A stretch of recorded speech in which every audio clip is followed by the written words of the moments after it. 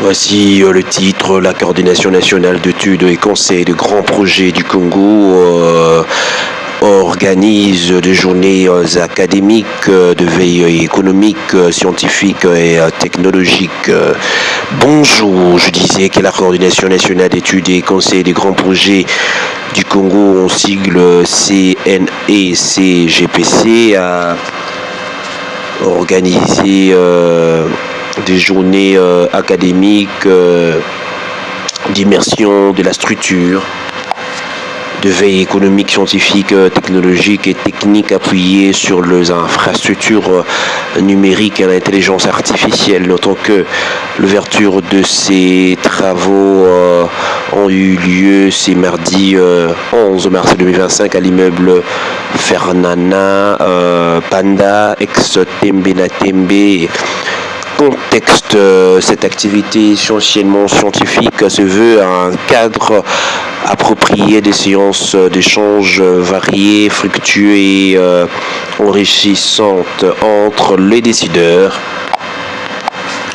des instances administratives, para-étatiques, pédagogiques et des particuliers intéressés autour de l'utilité d'une plateforme opérationnelle pragmatique relative à la récolte des éléments harmonieux, chronométrés et synchronisés de lutte accélérée contre la pauvreté humaine, économique et financier et monétaire vécu par la population. Il faut rappeler un détail important relevé depuis 2 ans. Le conseil, plutôt la coordination nationale d'études et conseils des grands projets du Congo existe. Elle a pour objectif d'assainir le climat des affaires, de lutter contre les antivaleurs, de promouvoir la production par l'intérêt gagnant-gagnant, de permettre des investisseurs, de diversifier les domaines de l'exploitation. Suivez la réaction de l'ingénieur Papi Kabadi qui a livré son impression après l'activité de cette première journée. Professeur docteur ingénieur Papi Kabadi Lelo Edimba. Je suis PhD à l'INBTP et je suis aussi chercheur à l'université de Carthage à Tunis. On est sur une approche de la modélisation des eaux du bassin du fleuve Congo qui a un lien entre la tenue de l'eau et la tenue foncière dans le cas de la RDC. Donc pour représenter, faire une bonne représentation du bassin du Congo, on s'est basé sur tout ce qui est la vraie tenue de l'eau et la tenue foncière.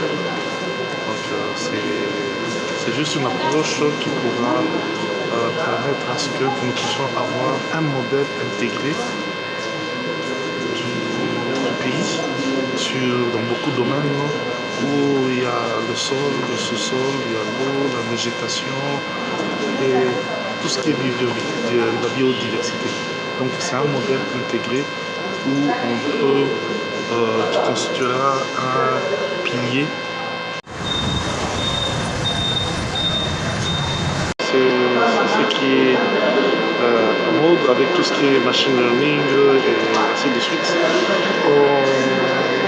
Je parle un cas de la problématique qu'il y a aujourd'hui à Kinshasa sur tout ce qui est embouteillage. On a parlé dans des émissions que la solution est de pouvoir faire une simulation de toute les routes en intégrant plusieurs paramètres qui pourra faire à ce qu'il n'y ait pas, par exemple, tout ce qui est problème d'embouteillage, ainsi de suite.